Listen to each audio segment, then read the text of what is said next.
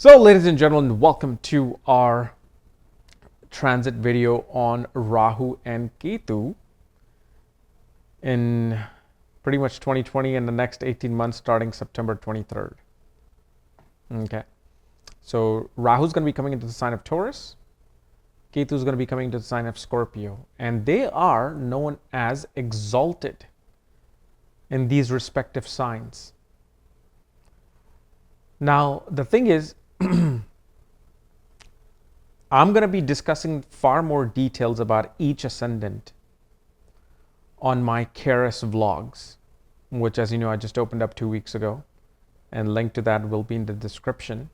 So I'm going to cover each ascendant in my vlogs on the link. But here I'm just going to give you a basic premise, because it's like there's so many details I want to discuss, but now it's like, so anyway, when Rahu and Ketu come into Taurus and Scorpio, naturally, one of the most important things that becomes active is our value system towards ourselves and other people. What values am I bringing in to the world? And what value can I extract from other people? That's one of the themes. The other theme is obviously the accumulation of wealth and transformation through giving, because they're directly opposite to each other. So if one is saying something, the other is going to be contrary to that statement. Now, as you know, they're going to be going into reverse. And Rahu Ketu will be in each nakshatra for approximately about 8 months, especially with Rahu. With Ketu, it'll be like 8 months, and then probably like 3 months in Vishaka and the Scorpio side. So first thing you will see, when Rahu comes in the sign of Taurus on the Mriksira side, there's natural, and this is happening right now too. And I said this about 2 months ago as well, that when Rahu comes in Mriksira Nakshatra, there's going to be this search for elixir of life. It's going to be the search of elixir of life. And by the time it actually comes into the Taurus sign, that elixir will be found. It's actually been found now. Like, if you understand, India's developing, like, especially I was hearing the news, like developing the vaccines and all kinds of things for, the whole situation that's happening in the world. And by the time when Rahu goes into the sign of Taurus, that's when it's really going to be given as a soma. And the reason why, because remember, Mriksira is soma. And Rahu is the head. Rahu is ready to drink. Whether you want to drink or not, that's up to you. But it is the soma. And especially as soon as it comes into the Taurus side, people are going to start searching for pleasure. It's no longer the search for the self, search for, God, search for something. It's going to be search for pleasure for majority of the people. You will also see a lot of advertisement for drinking, beers, spirits. A lot of people, you will see as a whole, as a collective whole, people will try to party. Because on the Taurus sign ties of Mriksira, one will search for comfort, happiness, and fun. Then on the Taurus side with Rahu, naturally Rahu dwells into gambling, dwells into winning things, loves to play that quick hand. And especially in the Rohini side, Rahu becomes extremely attractive to other people. So other people get attracted to Rahu because Rahu, first of all, naturally represents this exotic, outcast, energy. And now when it's put into the Rohini's pot, it beautifies that exotic energy. So if one is single, and depending upon the ascendant, it can definitely bring in a lot of attraction towards you, and through those things you gain. And Rahu also naturally will attract people towards beauty, entertainment, arts. But at the same time, the one thing that you will see with Rahu and Rohini, there's this possessiveness that comes into play. This possessiveness of earthly things. Like, this is mine. You are mine. And how can you just leave me? You can't, because you're supposed to be mine. That is, Rahu in Taurus side of situation with Rohini. And especially when it comes into the Kritika side, this is where Rahu on a world basis not only will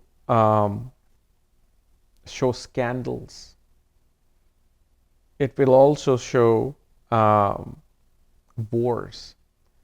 It will show, the sharp criticism of people towards each other who are of a different culture and ethnic background, which simply shows different countries will start criticizing. And on the Kritika side, most definitely there's a lot of fiery energy with Rahu. One will not listen. One does not listen. One does not take advice lightly. Once they have put the sword down, they have put the sword down.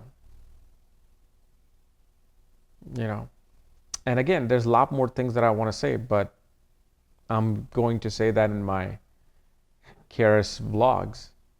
And also Ketu then on the other side in Scorpio, naturally, Karka of transformation. Because Scorpio is transformation and Ketu represents transformation.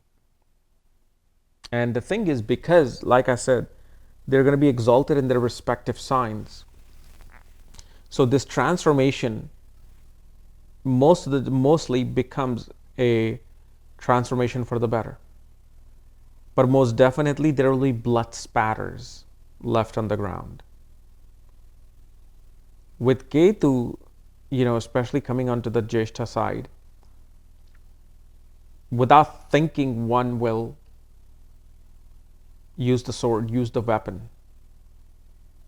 One would always, it's like this karma with certain countries and people that they want to become the eldest. They want to be the one respected. And if they're not, it's like that sword in their hand. But again, just like Mriksira, Jyeshtha side represents sharp needles, sharp objects. So one has the soma, one has the sharp objects, So we already see this manifesting. And of course, this is something you don't have to even know astrology. Everybody just kind of knew, well, it was going to come eventually. But it's why? Because of this. If it wasn't transiting in these two particular nakshatras by September, nothing would be happening. No soma would be there. No sharp object to use that soma would be there. And you will also see major theme of possession of land will be playing out. Major possession of land and victory over land will play out.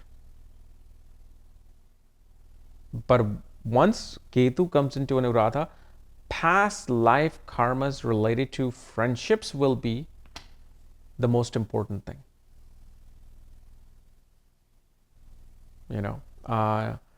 Ketu here will definitely, for that 8 months, will show that a past life friendship will have to be fulfilled in this particular transit, which can simply mean like two countries who were never ally become ally. Like, oh, I have this friendship karma with you. Okay, let's do this. I'll help you. We'll help each other.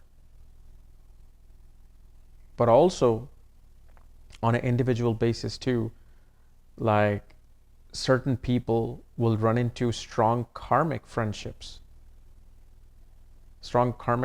in their life that they must give something to or receive from due to the debt that is being owed. Because remember, Ketu is not about